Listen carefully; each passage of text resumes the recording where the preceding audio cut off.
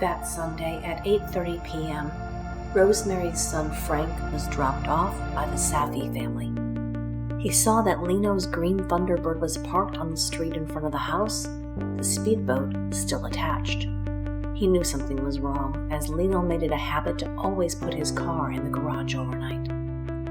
Frank walked up the driveway and past the kitchen windows, noting that the shades were drawn. Again, something that his mother and stepfather were not known to do. He saw a light on in the kitchen. He went to the back door and found the door locked. His folks were expecting him home at this time, and it was his habit to enter through the kitchen entrance. He grew more alarmed. He saw his mother's car and a pair of water skis leaning against her T-Bird's fender. The skis with the boat should have been put away after their return from Lake Isabella, Frank knew.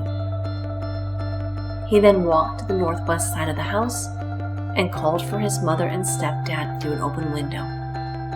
Nobody responded. Frank ran down the street to a hamburger stand where he called the Great Scott restaurant, Suzanne's current employer. He believed she was on shift that night, but the manager said she wasn't. He offered, however, to call her at home. Frank gave the manager the payphone number where he was waiting, and the man was able to reach Suzanne at her apartment. He relayed the message that Frank needed to speak with her, and something might be wrong with their mother and stepfather. Suzanne called Frank at the payphone, and he explained what he saw at the house. She said to wait, that she and Joe would be there shortly. More than an hour later, Suzanne arrived with Joe Dorgan at approximately 10:25 p.m. Looking at the windows of the house, Suzanne noted that an inside closet light in the master bedroom could be seen from outside now that it was dark out. Joe and Frank walked around the house, finding Rosemary's keys on a ring in her car. They walked into the house, where they encountered the dogs, a lab and a poodle, and then into the living room, where they discovered Leno's body. Frank later testified that his stepfather was in a crouched position on the living room floor, and he and Joe noted the messages scrawled in blood around the interior. Suzanne then entered the kitchen from the same back entrance, joining her brother and boyfriend in the living room. It is unclear if the three proceeded into the master bedroom at that time and discovered Rosemary's body. Joe stepped back to the kitchen, planning to call the police from there, and decided against it. He told Suzanne and Frank it was possible they were interfering with the scene, and it would be best if they left and called from another line. Joe, Frank, and Suzanne then fled to a neighbor's house, Mrs. Brigham, where they asked to call the police. Mrs. Brigham thought the three seemed strange. Clearly they would be after what they just witnessed, and she said she would call the police for them. She placed the call at 10:35 p.m., and a police unit was dispatched to Waverly Drive. Officers W.C. Rodriguez and J.C. Toney arrived around 10:40 p.m. and were met at the LaBianca home by Suzanne and Frank Struthers and Joe Dorgan. The officers first attempted to open the front door, which they found closed but not locked. Officer Rodriguez opened the door and saw the body of Leno LaBianca. At that time, the officers called for backup. Within 2 minutes, an ambulance arrived and paramedics entered, pronouncing Leno deceased. A sergeant from the backup squad car walked into the master bedroom, discovered Rosemary, and pronounced her DOA at 10:43 p.m. The officers searched the property while paramedics began their process. They noted the writing in blood on the walls and refrigerator. They saw war carved into Leno's torso and the serving fork puncturing his stomach. They discovered watermelon rinds in the kitchen sink and evidence of chocolate milk consumed.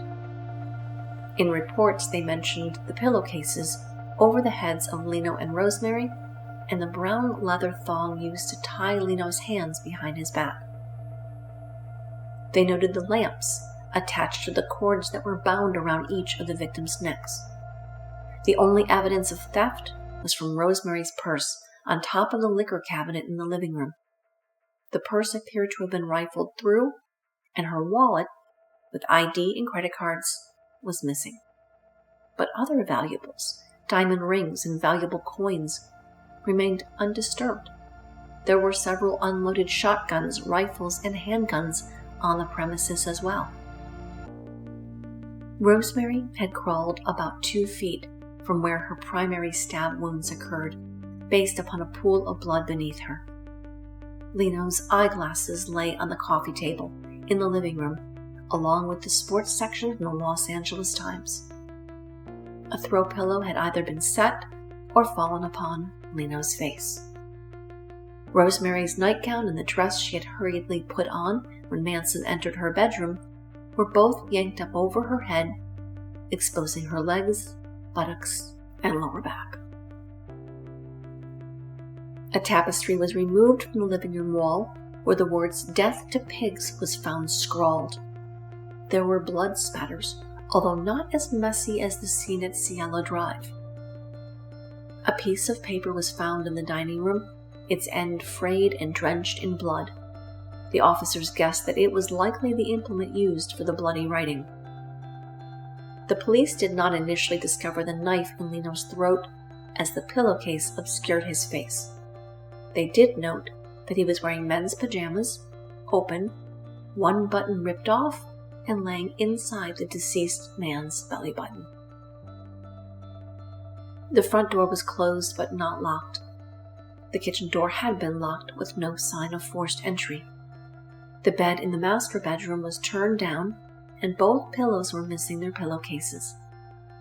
There were no significant signs of struggle within the home. Neither victim showed signs of sexual assault. Upon questioning neighbors, the police heard no reports of anyone hearing the LaBianca's dogs bark during the night or early that morning. There were also no witnesses to any screaming or loud sounds coming from the home. After police arrived, investigators were called to Waverly Drive. Detective Danny Galindo, who stayed overnight at Cielo to secure the scene, was also later called to this scene at the LaBianca's. "I was at the Homicide Division of Parker Center downtown typing reports," he recalled. "I got a phone call. It was a reporter from the police beat, and he said, 'Danny, listen to this. You're going to get a call right now. They got another one of those bloody ones just like the one you're working on, and there's a knife stuck in the throat of the victim.' I hung up, and the phone immediately rings. It was the inspector. So I drove to Los Feliz. When I walked in, Lino LaBianca's body was lying on the floor in front of the couch on the left side, and it was sitting in a huge pool of blood. The couch was full of blood. They bled him dry. I noticed that his head was covered with a pillow slip all the way down over his chest. When the coroner took the pillow slip off Lino's head, there was that knife plunged into his throat that the reporter had told me about. The press knew far more than the police wanted it to, but it didn't know everything. No one except the investigators and the killers was aware that Helter Skelter had been written on the LaBianca refrigerator. That night I was interviewed by a television reporter. "Do you think this case is connected to the other one?" He meant Tate. I told him, "I think it's more of a copycat case." It was a hell of a mistake on my part. From Helter Skelter. As early as Monday, police were minimizing the similarities between the two crimes. Inspector K.J. McCauley told reporters, "I don't see any connection between this murder and the others. They're too widely removed. I just don't see any connection." But the front page of Monday's Los Angeles Times noted that the Waverly Drive murders might be connected to those at Cielo. Clearly, the press was more observant of the similarities between these crimes than the police were. The report of the writing Helter Skelter was withheld in news reports, but it was the smoking gun that would have led people like Greg Jacobson, Dennis Wilson, and others directly to the family. Early in the LaBianca investigation, police learned about the break-ins and the couple's strained relationship with Suzanne. She, Joe Dorgan, and even Frank were all initially considered suspects. Joseph Thomas Dorgan, born August 24, 1944, 5 foot 11 inches, 150 pounds, brown hair, blue eyes. Dorgan had an arrest record for auto theft, possession of drugs, along with a conviction, July 1968, of grand theft of a firearm. The LAPD affirmed in their investigation that Dorgan was a sore spot between Rosemary and her daughter. Dorgan passed a polygraph exam on August 14th, which he later admitted to police he took under the influence of marijuana. He agreed with fingerprint tests as well to rule himself out as a suspect. Suzanne Ray Struthers, a.k.a. LaBirch, born February 27, 1948, 5 foot 6 inches, 130 pounds, brown hair, blue eyes. No criminal record, but was a suspect in the fraudulent use of a credit card in early '68 involving Dorgan. The Van Nuys, California Forgery Department investigated, but because Leno made restitution on Suzanne's behalf, no charges were filed. Suzanne also passed a polygraph on August 21st, and her prints were taken for elimination. Frank Lynn Struthers, Jr., born April 19, 1954, 5 foot 9 inches, 135 pounds, brown hair, brown eyes. Frank Jr. was arrested 4 months before the murders for 602 WIC, commission of a crime in California while under 18, and auto theft. Frank was actually a passenger in a car stolen by a friend. He was polygraphed on August 14th, passed, and agreed to a fingerprint exam so that he too could be eliminated as a suspect in his mother's and stepfather's murders. Up to 150 individuals were interviewed in the weeks following the murder of the LaBiancas. Police quickly gathered a list of suspects, mostly friends, family, and colleagues, most of whom were ruled out through polygraphs and handwriting analysis. 2 teams of investigators were beginning the laborious process of deciphering the clues and evidence at both the Cielo Drive and Waverly crime scenes. Neither team spoke with one another, despite the fact that the crimes occurred approximately 24 hours apart, 11 miles from each other, both in the early hours of the day, between midnight to 2 a.m. Both scenes appeared ritualistic in nature, according to detectives. Robbery was immediately ruled out as primary motive at both residences. Small items or amounts of cash were, however, taken at both locations. One investigator, Danny Galindo, Robbery Homicide Division at LAPD, was present at discovery for both scenes and would likely have noticed the similarities. The hood over Jay Sebring's head and the pillowcases over Rosemary and Leno's heads, as well as the throw pillow over Leno's face. The binding of victims' hands and heads at both scenes, rope around Jay Sebring's hands and around the necks of both Sebring and Sharon Tate, the leather thong around Leno's wrists, and the lamp cords around both Leno and Rosemary's necks, plus the use of knives as primary weapons, the number of stab wounds and savagery of the attacks, and the scrawling of victims' blood in both locations and commonality of those messages. Pig on the door of Cielo Drive and death to pigs on the wall at Waverly Drive seem pretty similar, do they not? And of course, the similarity in these messages to that of political Piggy in Topanga Canyon. Police Sergeant Bryce Hauckland told the Progress Bulletin on Monday, August 11th. There is a similarity between the 2 crimes, but whether it's the same suspect or a copycat, we just don't know. Sergeant Galindo told them, of the connection between the murders in Benedict Canyon and in Silver Lake, it is possible that somebody is cashing in on some of the publicity from the earlier case, but there are other schools of thought. Granted, some evidence was held back from public reports, like the words helter-skelter on the LaBianca's refrigerator, to preserve the integrity of evidence should someone come forth either to admit to the crimes or to name suspects. That's standard operating procedure in any homicide investigation.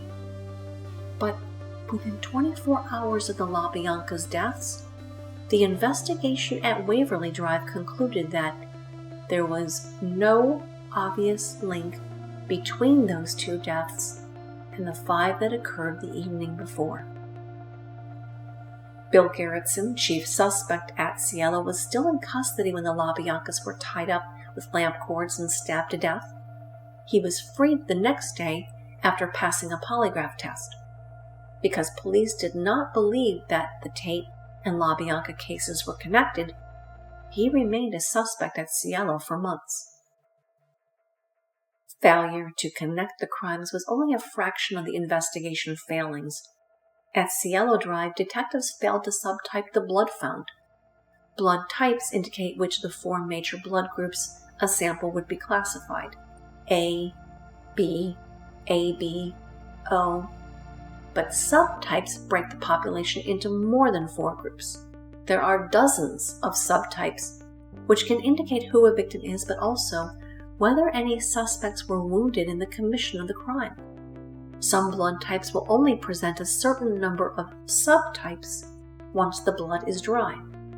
Failure to subtype blood immediately upon discovery risks further drying of blood and therefore eliminates most of the subtypes that may be found and identified while still wet or damp. Blood subtypes near the bodies of Tate and Sebring were taken, but not those around the bodies of Frykowski and Folger. Remember, Susan Atkins had bleeding feet the night she entered Cielo Drive and departed from the front porch, leaving a bloody footprint there. The homicide teams worked their investigations separately and unsuccessfully for the next 3 months.